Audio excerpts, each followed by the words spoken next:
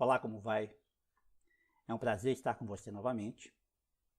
Vamos dar início ao nosso módulo 1 do curso aí de perfil formado a frio. E nesse módulo 1, a gente vai estudar basicamente o comportamento de barras fletidas. São as vigas, as terças, as longarinas aí, feitas com o nosso perfil dobrado, que é o perfil de chapa fina. Muito comum aí nas obras, principalmente de drywall, steel frame, até mesmo de alguns elementos mais robustos, como galpões metálicos, porém feito com a chapa fina, que é uma chapa mais barata e mais leve. Muito bem, esse curso ele é basicamente atendendo a NBR 14762 de 2010, e a gente vai usar aqui uma adaptação das notas de aula do professor Francisco Carlos Rodrigues, da Universidade Federal de Minas Gerais. Ok? Muito bem. Para começar a falar sobre o perfil de chapa fina, vamos ver algumas propriedades aí do perfil que são definidas pela NBR 6355. Então, de cara, a gente já vê que tem algumas diferenças em relação ao perfil laminado. Por exemplo, aqui numa cantoneira, eu vou ter sempre três medidas importantes aqui na aba. Eu vou ter o BF, que é o comprimento total da aba. Eu vou ter o BM, que é o comprimento médio, que considera aqui a linha média passando aqui no meio da minha seção. E vou ter o B, que é essa parte aqui, que a gente considera aqui que é uma parte mais efetiva para efeito de cálculo. Ela começa aqui no finalzinho do arco e vai até aqui a ponta da cantoneira. A espessura da chapa é sempre constante. Lá no perfil laminado nós tínhamos, por exemplo, espessuras diferentes para alma, para flange. Aqui não. A chapa sempre tem a mesma espessura. Isso facilita um pouquinho no cálculo. E sempre é uma chapa muito fina.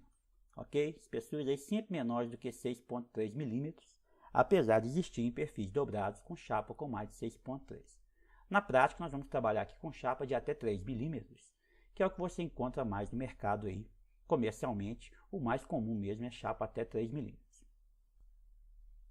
Muito bem, já que eu falei aqui da dobra, desse pequeno arco aqui, vamos ver aqui algumas propriedades do arco. Eu tenho o comprimento total dele, que é chamado U1, que é dado por essa expressão, 1,531 vezes o raio médio. Quem que é o raio médio? É a distância aqui do centro do arco até a linha média aqui, na seção do perfil. Eu chamo de RM. Quanto que vale esse RM? Ele é sempre dado pelo raio interno, que é a distância do centro aqui até a face externa aqui da minha seção, mais aproximadamente a metade da espessura nominal do meu perfil, da minha chapa. Ok? O raio interno, esse raio pequenininho aqui, para chapas menores do que 6,3, ele é igualzinho tem a mesma dimensão da espessura da chapa. Então, o raio interno aqui para a gente vai ser igual ao TN, que é a espessura nominal da chapa. Se eu for trabalhar com barras maiores que 6,3, aí o raio interno já é 1,5 vezes o TN. Como eu já disse anteriormente, nós não vamos trabalhar com chapas aí com espessuras muito altas, porque não é muito comum no mercado. Ok? Muito bem. Com relação à nomenclatura do perfil, também há uma diferença em relação ao perfil laminado. Porque o perfil laminado, você se lembra, eu tinha sempre aqui a altura total do meu perfil, seguido aqui do peso por metro. Aqui não. Aqui eu vou ter, por exemplo, um elemento de cantoneira, vai ser o L, BF por TN, sendo BF a altura total aqui na largura da minha aba e TN a espessura nominal da chapa. Por falar em espessura da chapa, se o meu aço for zincado, for um aço galvanizado, eu vou ter que descontar essa parte do zinco aqui, a espessura do zinco, na hora de fazer o cálculo. Então, a espessura nominal é a soma das duas, tanto a parte de aço quanto a parte de zinco. Que na hora de fazer o cálculo eu tenho que descontar. Eu tenho que pegar qual que é a minha espessura de cobrimento, que por caso aí gira em torno de 0,036 milímetros, o valor desse TR aqui. Então, eu vou ter TR sobre 2 aqui, TR sobre 2 aqui. Na hora de calcular, o meu T vai ser o TN, que é a espessura nominal, menos o TR. Então, toda vez que você for trabalhar, levando em consideração aí o fato do perfil ser zincado, você vai ter que descontar a espessura aí da camada de proteção.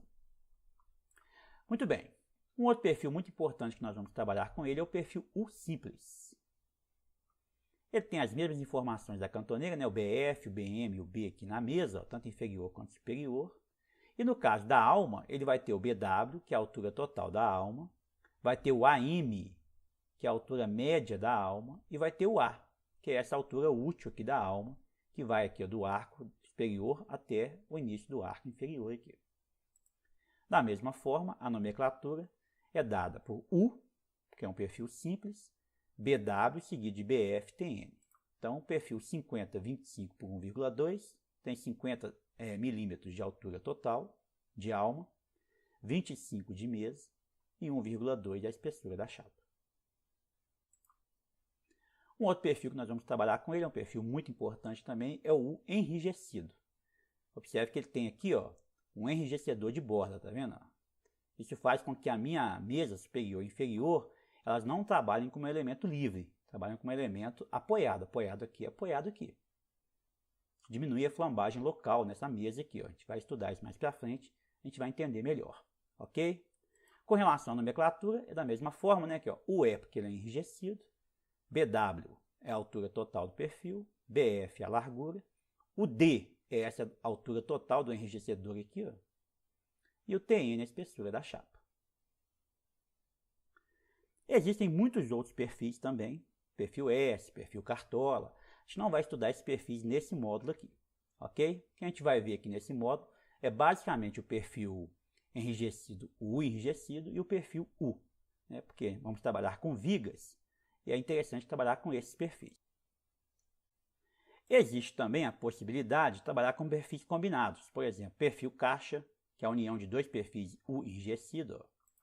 O perfil I enrijecido é uma viga, né? Uma viga I, formada por dois perfis enrijecidos. Eu posso ter o I simples também, ó, que é uma viga formada por dois perfis sem enrijecedor. Esses perfis são montados, ele pode ser com solda de costura contínua ao longo do perfil aqui, ou intermitente. Para cada caso, há uma metodologia de cálculo diferente. A gente vai estudar também os perfis combinados num outro módulo aí do curso de perfil formado a frio, ok?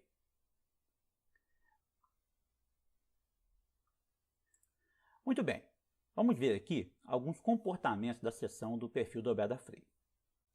Primeiramente, é bom lembrar que ele é um perfil menos dúctil do que o perfil laminado, exatamente pelo próprio processo de fabricação, né? Esse perfil ele é formado como? Você vem com uma chapa, entra numa máquina que chama conformador, né? Essa máquina vai formando, vai girando isso aqui, ó, através de uns roletes e vai dando forma ao perfil, ok? Então, quando ele dobra isso aqui, ó, essa dobra aqui acaba diminuindo um pouquinho a ductilidade do perfil. Então, se comparado com o perfil laminado, ele é um pouco menos dúctil. O que não é problema para nós vamos dimensionar levando em consideração essa característica. No entanto, o perfil formado a frio tem uma vantagem em relação ao perfil laminado. São as tensões residuais. Você se recorda que o processo de laminação, né, do perfil, ele é feito a quente, e à medida que ele vai resfriando, né, esse resfriamento ele não é homogêneo, né, você resfria primeiro a parte externa, depois a parte interna do perfil, e isso gera dentro do perfil laminado tensões residuais muito elevadas. E a gente tinha que levar em consideração essas tensões residuais lá no cálculo, principalmente quando estávamos calculando o perfil em regime elástico. No caso do perfil de chapa fina, né, do perfil formado a frio, eu também tenho tensões residuais. Só que as tensões residuais são muito pequenas. Elas são muito mais em função do dobramento aqui, ó, do que do processo de laminação, mesmo porque a chapa é laminada, mas ela não acumula tensões residuais muito grandes. E depois que você dobra o perfil, né, o próprio processo de dobrar o perfil aqui, ó, gera um pouquinho de tensão residual, é comum em todo processo de dobra, mas as tensões são muito pequenas e não vão interferir aí no nosso dimensionamento. Ok? Muito bem. Com relação à flambagem local, o perfil de chapa fina ele apresenta muita flambagem local. Bem diferente do perfil laminado. Se a gente recordar do curso de aço lá, ó, a gente verificava a flambagem local da mesa, a flambagem local da alma, e quase sempre não tinha problema. Quase sempre o perfil ia escoar antes de acontecer a flambagem. É uma condição aí normal dos perfis comerciais. O perfil ele já é padronizado, né, ele já foi feito e projetado para evitar exatamente a perda de carga com flambagem local. Mas no perfil de chapa fina não. A flambagem local ela praticamente vai acontecer sempre. Raramente eu não vou ter problema de flambagem local no perfil de chapa fina. Mas tem uma vantagem muito grande em relação ao perfil laminado. É que a flambagem local no perfil formado a frio não corresponde a um estado limite último. Veja bem, eu posso deixar o perfil flambar e somente depois da flambagem é que vai ocorrer o estado limite último. O professor Francisco ele até fala o seguinte, ó, elementos esbeltos possuem um comportamento pós-crítico estável antes do colapso. Ora, se ele possui um comportamento pós-crítico estável, então eu posso deixar ele flambar e o estado limite último dele só vai ocorrer depois. Isso é uma vantagem muito grande quando eu estou trabalhando com perfil de chapa fina. Eu consigo aproveitar muito mais as propriedades do perfil. Ok? Deixa eu ver como é que faz isso aí no dimensionamento prático. Um outro problema que eu tenho no perfil de chapa fina, e ocorre aí, em particular nos elementos abertos com enrijecedor, né, por exemplo, o perfil enrijecido U aqui, ó, é a chamada flambagem distorcional ou flambagem por distorção. A gente vai estudar a flambagem distorcional em um outro módulo também do curso. Nesse módulo aqui, a gente vai usar a tabelinha aqui da NBR 14762. É uma tabela que me dá um valor mínimo de D dividido por BW, ou seja, qual o menor valor que eu tenho que ter da relação do enrijecedor e da alma, para que eu não precise calcular a flambagem por distorção. Tá? Me dá uma tabelinha, muito facinho de olhar, a gente vai aprender a mexer com ela quando for fazer um exemplo prático. Ok? E vamos trabalhar nesse módulo com essa tabela. Tanto a tabela 11, né, aqui, ó, que é para perfil submetido à compressão centrada, quanto a tabela 14, que é perfil submetido à flexão simples. Ok? Muito bem. Quais são os elementos que compõem o nosso perfil? Da mesma forma que o perfil laminado, eu vou ter elementos com borda vinculada, que é o AA, e vou ter elementos com borda livre, que é o AL. Então aqui é muito parecido lá com o perfil laminado, né? A cantoneira, por exemplo, tem dois elementos AL. O perfil U simples, ele vai ter dois elementos AL, que são as duas mesas. Um elemento AA, que é a alma. E no caso do perfil enrijecido, o elemento AL vai ser somente o enrijecedor. E os demais elementos do perfil ó, são elementos apoiados. A mesa superior e a mesa inferior e a alma são elementos apoiados. Ok? Muito bem. Eu disse para vocês que no dimensionamento do perfil de chapa fina há muita flambagem local. Há muita instabilidade de placa. Mas como é que se comporta uma placa submetida a uma tensão de compressão? Vamos ver aqui. Ó. Imagina que eu tenho uma placa submetida a uma tensão de compressão, desse lado aqui, e apoiado nessa borda e nessa borda. Nesse sentido aqui, ela tem um comprimento A. Eu tenho a largura da chapa aí que eu vou chamar de B. Quando essa chapa atinge a tensão crítica de flambagem, o que vai acontecer com ela? Ela vai ter aqui ó, a formação de uma série de ondas. Ela vai perder a estabilidade, vai sair do eixo dela e vai formar essas ondas aqui. Ó. Na direção de ar, ela vai fazer um monte de onda aqui, ó, parecendo uma senoide ó, ao longo de ar. E na direção da largura aqui, no sentido transversal, ela vai ter uma onda apenas. Deixa eu ampliar um pouquinho aqui. Ó. Qual vai ser a tensão que vai produzir essa perda de estabilidade na placa? Essa tensão ela foi calculada pela teoria de elasticidade, teoria de placas. Né? O pessoal chegou nessa expressão aqui. Ó. A tensão convencional de flambagem elástica de uma placa simplesmente apoiada, submetida a uma carga de compressão. é igual ao K, que é uma constante de flambagem. Ela depende da geometria, né, da placa e das condições de contorno da placa. No caso nosso aqui do curso, a NBR 14762 traz duas tabelas para a gente. Uma tabela para constante de flambagem para elementos AA e uma tabela para constante de flambagem para elementos AL. Então é a tabela 5 e a tabela 6 da norma. A gente vai ver daqui a pouquinho sobre a tabela. Ela é função de quem? Do módulo elasticidade, coeficiente de Poisson do aço, que é 0,3, e da relação entre o T e o B. O B é a largura da chapa e o T é a espessura aqui da minha chapa. Então a tensão crítica de flambagem é igual a K, que multiplica π2E, 12, 1 menos N ao quadrado, T sobre B ao quadrado. Essa é a equação clássica, convencional de flambagem elástica de uma chapa. Ok? Muito bem. Para calcular então o perfil, eu tenho que conhecer essa tensão crítica aqui. Eu tenho que saber o quanto que ela vai flambar, em qual tensão que ela vai flambar. E qual é o percentual de área que eu vou ter que desconsiderar do perfil, da mesma forma que nós fizemos lá no curso de perfil laminado. A NBR 14762, ela traz para a gente duas possibilidades de cálculo.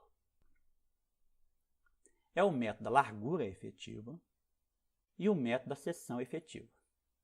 Nós vamos trabalhar pelo método da largura efetiva, que foi o mesmo método que nós estudamos lá no perfil laminado. Ok? Então esse curso meu aqui é de perfil formado a frio. Nesse módulo 1, a gente vai trabalhar exclusivamente com o método da largura efetiva. Vamos recordar aqui como é que funciona o método da largura efetiva. Imagina que eu tenho uma placa de largura B, comprimento A, submetida a uma tensão de compressão.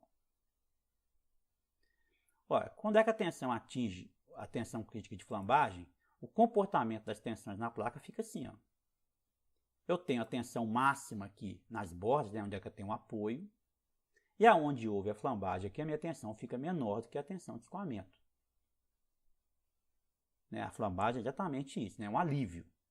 A placa perde a estabilidade, a tensão diminui nessa região aqui, mas se concentra aqui nas regiões de apoio. Ora, da mesma forma que eu fiz lá no perfil laminado, eu vou desconsiderar essa parte do meio.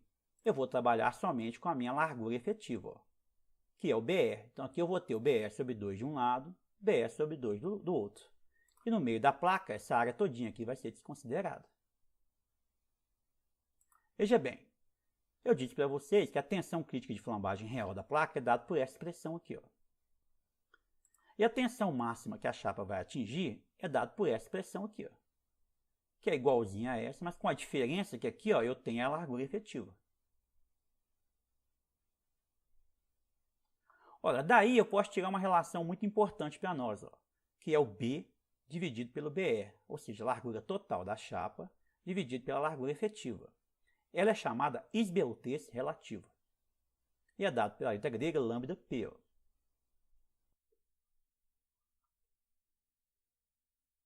Veja bem, se eu pegar esse B e dividir por E e trazer aqui nas equações que eu tenho, ó, eu posso sair cortando tudo que é igual aqui. Ó. Só vai sobrar diferente o sigma crítico e o sigma E, o sigma máximo aqui. Ó. Fazendo essa continha, eu chego aqui, ó, que B dividido por E é igual a raiz de sigma E dividido por sigma crítico. Então eu posso deduzir que a minha esbeltez relativa ela é igual a B dividido por BE, que é igual a raiz de sigma E dividido pelo sigma crítico. Vou brincar um pouquinho com essa equação aqui, ó. Vou inverter todo mundo. Ó. Vou colocar aqui, ó, largura efetiva dividido pela largura é igual a raiz da tensão crítica dividido pela tensão máxima, que é igual ao inverso de lambda P. Se eu pegar esse B e jogar para cá, ó, eu posso dizer então que a minha largura efetiva, que é a que eu estou precisando, quero saber qual que é a largura efetiva, ela é igual ao B, que é a largura total, dividido pelo lambda P, que é a minha esbeltez relativa. Ora, essa fórmula aqui é uma fórmula genérica e ela foi deduzida por uma chapa perfeita, sem imperfeições de fabricação. E as chapas que nós trabalhamos com ela, né, a superfície que a gente trabalha com ela, tem imperfeições. Então, diversos autores trabalharam com vários tipos de formulações para chegar aí numa equação ideal. E a NBR 14762 aproveitou aqui ó, a formulação de Winter, que é essa fórmula aqui, ó, que me dá a largura efetiva em função de quem? Do B dividido pelo lambda P, que nós já tínhamos visto, multiplicado por um fator. Esse fator aqui leva em consideração aí essas imperfeições. Ele é igual a 1 menos 0,22 dividido por lambda P. Ok? Então, é a fórmula de Winter que nós temos na NBR 14762 e ela que a gente vai usar aqui no curso. Lembrando que existem outras formulações que me dão larguras efetivas diferentes. É lógico que todas elas têm mais ou menos a mesma ordem de grandeza. Só são pesquisadores diferentes. Ok? O lambda P, só recordando, então vai ser a raiz de sigma dividido pelo sigma crítico.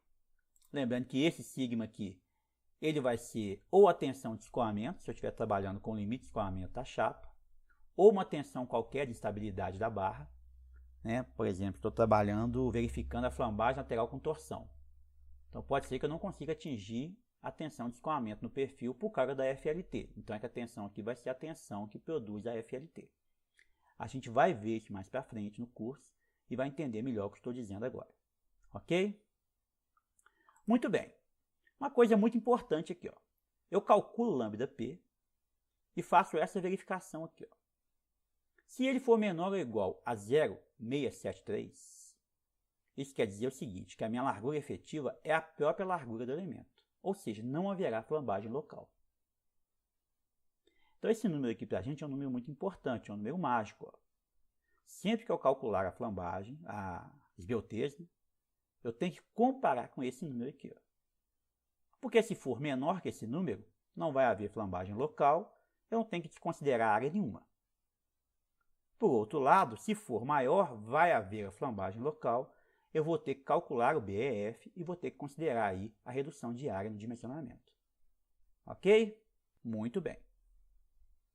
Mas você pode vir para mim e falar assim, Ronils, eu já li a norma 14762, e a equação do lambda lá, ó, da minha esbeltez, não é a raiz de sigma sobre sigma crítico, não é essa equação aqui, não. É essa aqui, ó. B sobre T, que divide 0,95, raiz de KE, dividido por sigma.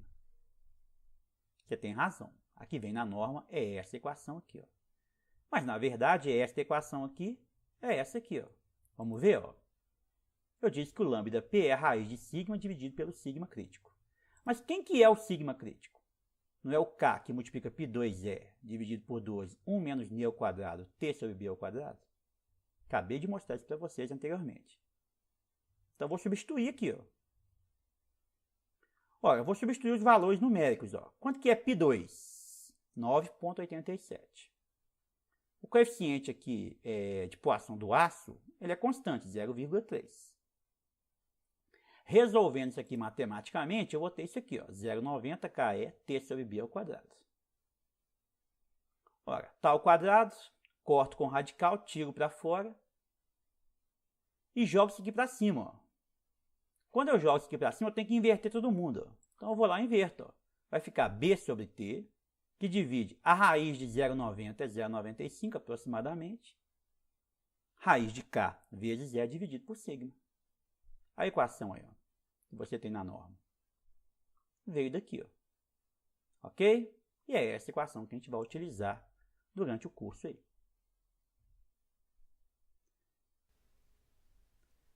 Muito bem. Uma vez feita aí essa breve explanação sobre o comportamento das placas, né, o comportamento das chapas comprimidas, vamos dar uma olhadinha aqui, ó, como é que utiliza as tabelas da NBR 762, as tabelas para cálculo de flambagem local. Vamos começar com a tabela 5. Ó. A tabela 5 é a tabela para elemento AA, elemento apoiado. E ela tem alguns casos. O primeiro caso é o caso A, em que eu tenho compressão uniforme aqui na alma. Então, para o caso que eu tenho compressão uniforme na alma, eu vou calcular a minha esbeltez com a constante K igual a 4. Então, eu pego a constante K igual a 4, calculo a esbeltez. Se ela for menor que 0,673, não vai haver flambagem. vou trabalhar com o elemento aqui, ó, com o BF igual a B. Se o valor de λp for maior que 0,673, eu tenho que calcular o BF. Calculo o BF pela fórmula do Inter e jogo aqui, ó, metade do BF aqui e metade aqui. Pego o perfil da forma que ele está aqui e calculo as propriedades do perfil.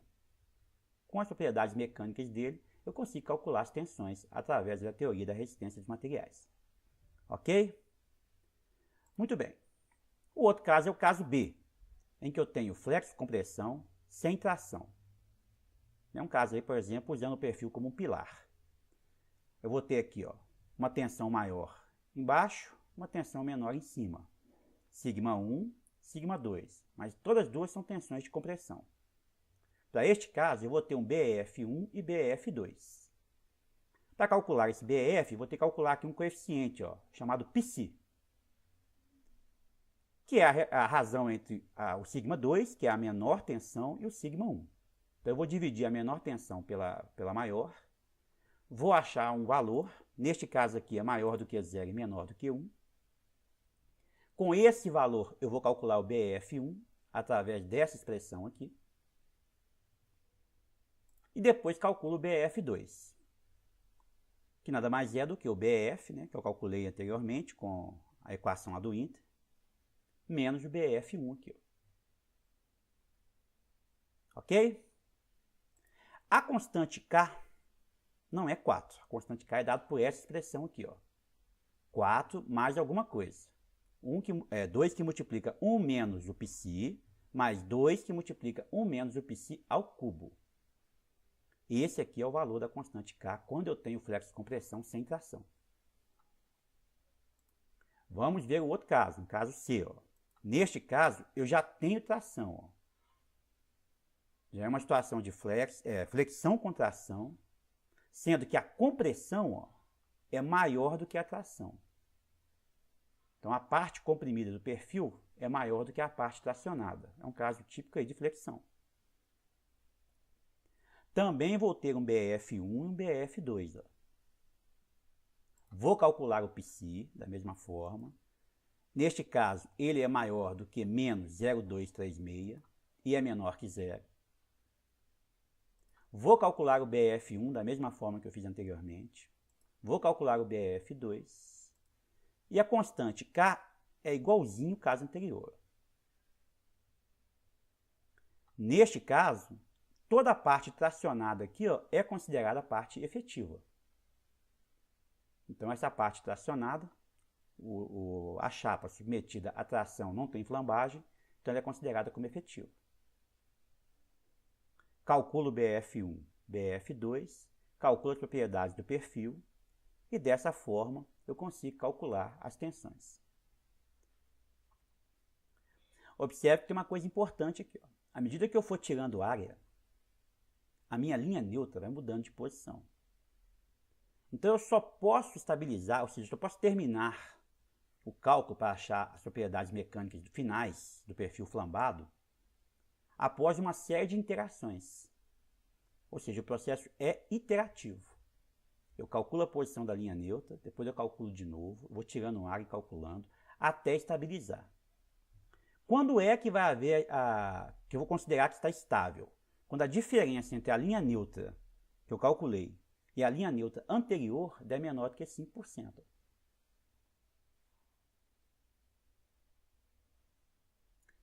É um processo trabalhoso. Né? Você vai ver lá no exemplo prático, eu até desenvolvi uma planilha para ajudar a gente a fazer essa conta aí. Que para fazer na mão realmente é muito complicado. Porque calcula o momento de inércia, calcula o centroide, aí tira a área, o centroide muda de posição, tem que calcular a linha neutra de novo. Então é um processo muito trabalhoso. Então ele foi feito realmente para você trabalhar com o computador. Então eu fiz uma planilha, a gente vai usar essa planilha para poder calcular a posição da linha neutra real. Ok? Muito bem. Tem o caso D, flexão, contração também, mas a parte tracionada é maior do que a parte comprimida. Para este caso aí, toda a região tracionada é considerada efetiva. Tem que calcular o π também, mesma coisa. Neste caso, ele vai ser menor que menos 0,236. Calculo o BF1 E no caso aqui o BF2 é dado pela metade do BF. Então eu calculo o BF, a metade vai ser o BF2. Observe como esse valor não leva em consideração o valor do BF1, ó, que ele é simplesmente a metade do BF. Então eu tenho que fazer uma verificação depois. Tem que calcular aqui o tamanho certinho do BC, que é essa parte comprimida aqui, ó. E a soma desse valor com esse tem que ser menor do que o BC. E é claro, né? A soma dessa parte mais escura com essa parte aqui, ó, não pode ser maior do que essa parte total aqui, ó. Ok? Pequena verificação que tem que ser feita nesses casos aí. A constante de flambagem é a mesma. É o mesmo cálculo dos casos anteriores. Tabela 6. Bom, a tabela 6 já é o elemento AL. Então, quando eu tenho o elemento AL, eu tenho o caso A, que é o caso de compressão uniforme. Para este caso, a minha constante de flambagem é 0,43. No caso B, é o caso em que eu tenho flexo-compressão sem tração. A tensão é maior aqui do lado do apoio e menor aqui do lado livre. Para este caso, eu calculo o π da mesma forma que eu fiz anteriormente. Ele é maior do que 0 e menor do que 1. Calculo K, que é dado por essa expressão aqui. No caso C, eu também tenho a flexão com compressão, sendo que a compressão é maior do que a tração. É um caso de flexão aí no perfil. Pode acontecer se eu usar esse perfil como pilar. Pode acontecer se eu usar esse perfil, por exemplo, como uma peça fletida, porém com flexão oblíqua. Para este caso aí, eu calculo também o π. E nesse caso, o π é maior que menos 1 e menor que 0. A constante de flambagem é um pouquinho diferente. 1,7 menos 5 π mais 17,1 π ao quadrado. A parte tracionada também é considerada efetiva. Sempre que eu tenho parte tracionada, ela sempre vai ser considerada efetiva no cálculo. Ok? No caso D, eu tenho a flexo-compressão sem tração, mas é o contrário. A tensão menor está aqui no apoio e a tensão maior está na borda livre aqui do perfil. Para este caso, também tem que calcular o π. Ele é maior que menos 1 e menor que 1. E a constante de flambagem também é diferente. Né? É dado por 0,57 menos 0,21 π mais 0,07 π ao quadrado. Então essas são as duas tabelas que nós temos na NBR 762 que tratam desse assunto aí de flambagem local para elementos AA e elementos AL. Ok? Quando eu for dar um exercício, a gente vai utilizar essas tabelas, eu acho que vai ficar um pouquinho mais claro. E por falar em exercício, nós vamos fazer um exercício agora. Exemplo 1, com base apenas na flambagem local, verificar se o perfil abaixo suporta o momento de cálculo de 500 kNv/cm. Então tem um perfil com um momento em torno do eixo de maior inércia de 500 kNv/cm. É o perfil U252, ou seja, tem 200 mm de altura, 20 cm de altura. 50 mm aqui o BF, ó, a mesa tem 50 mm, e a chapa de 2 mm. O aço que nós vamos usar é o CF26 e a tensão de escoamento 260 MPa. Não tem revestimento metálico. Então eu quero saber se esse perfil, considerando somente a flambagem local, suporta esse momento fletor aqui. Ok? Só que isso a gente só vai ver lá no clubedaestrutura.com. Entre no site, faça a sua assinatura anual. Eu tenho certeza que você não vai se arrepender, é baratinho. Ok? E tem acesso aí ao mais completo conteúdo de cálculo estrutural da internet. Tenho certeza que você não vai se arrepender. Tem muito curso lá de concreto, de madeira, aço 1, aço 2, fundações. E também o curso de perfil formado a frio, que é muito interessante aí para você que está pretendendo lançar aí a carreira de calculista. Eu te aguardo então no Clube da Estrutura. Um grande abraço e até lá.